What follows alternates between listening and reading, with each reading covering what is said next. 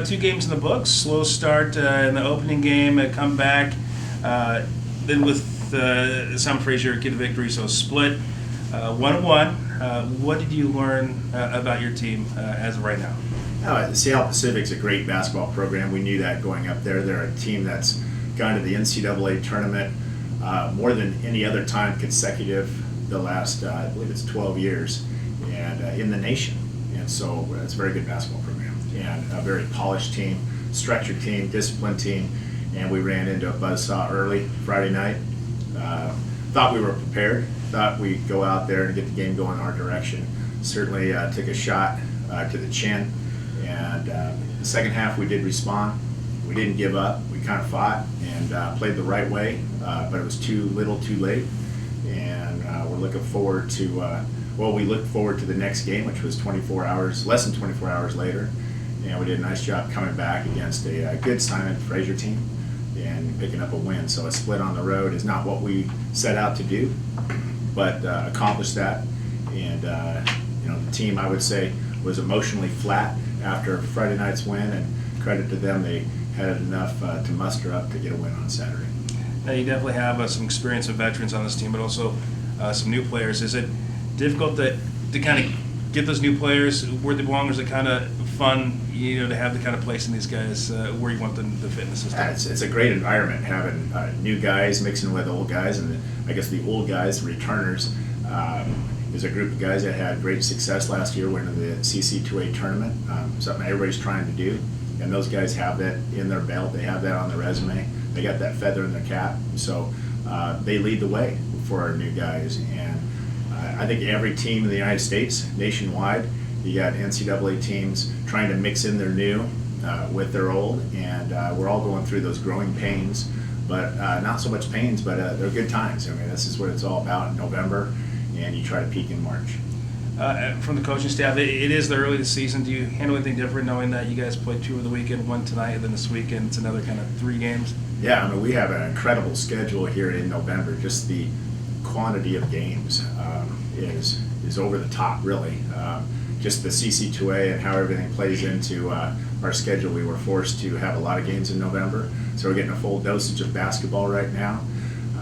We're trying to rest our guys as much as possible, but at the same time trying to make adjustments and put in new plays and new defense as we go on the run. So, and the guys have finals coming up. So I mean, you have to balance everything with NCAA college athletes. They do have school.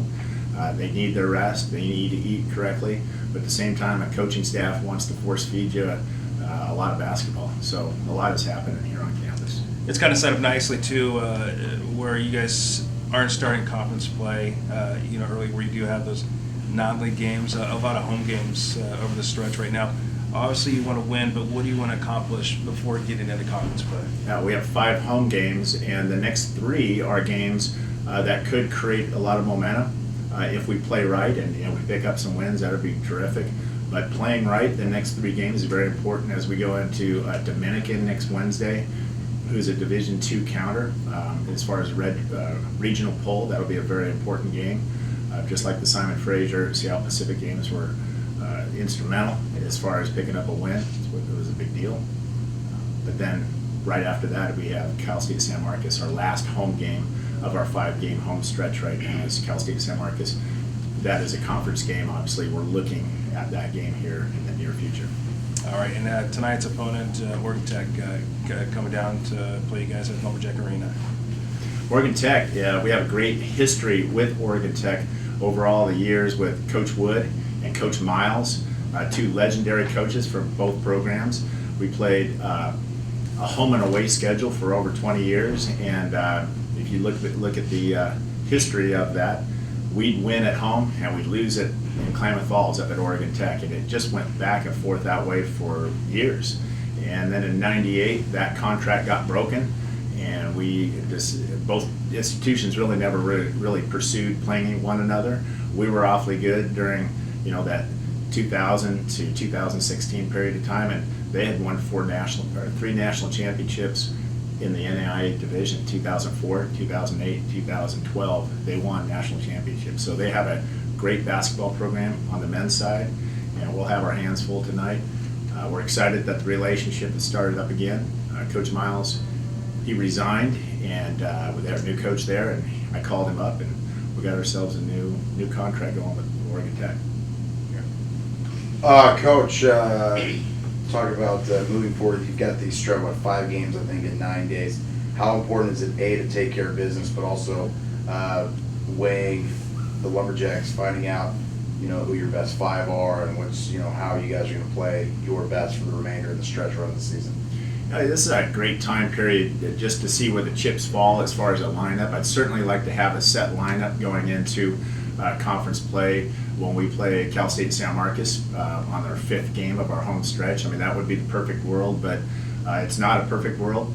I would imagine we'll make adjustments with this squad going into the first of the year, and we'll see. I like them. They're a fun group. They're a talented group.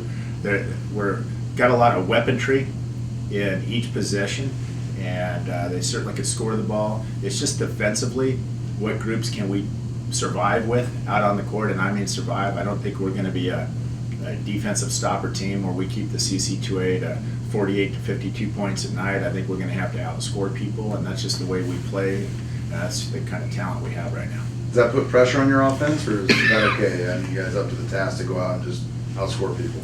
I think it puts a lot of pressure on our offense and our scorers in general.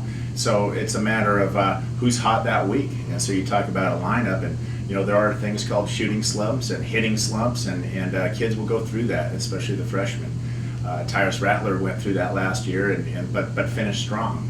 So you have to inject a new player, get him into the lineup, get him more minutes when a guy's going through a shooting slump, and we'll be sensitive to that as we go through the season. Crowded backcourt. You got a lot of very talented guards. How do guys separate themselves? Yeah, that's a great point. It is crowded, a lot of players, not that many minutes. Guys have to give themselves up as far as sharing those minutes and cherishing each other's successes as guards, because there are so many. Moving Tyrus Rattler down to the forward position is a option. It's what we did on Saturday night. He ended up getting a significant amount of rebounds because he was in that position. That was his duty for that game. He got that done. So I feel good about that. It just doesn't look good when he lines up and he's 6'3" and the guy who's guarding is 6'8". But that's the way we got to play, and I'm excited about it. And Tyrus has adopted that role, and he understands that's a possibility for a significant amount of minutes each game. Calvin was a little rusty. Was it rust? How much is the knee? How far do you think he is from being a player that we're all confident he can be? If it's rust, we need a big chisel. We need to get that off of him. If it's his knee, we need to be patient because it's an ACL he's coming off of. If it's emotionally or mentally, we need to take him down to the psychology department, figure that out. Whatever the case is, overall, we need to be patient with Calvin, bring him along, definitely motivate him to get him playing to his potential, which we all know is sky's the limit.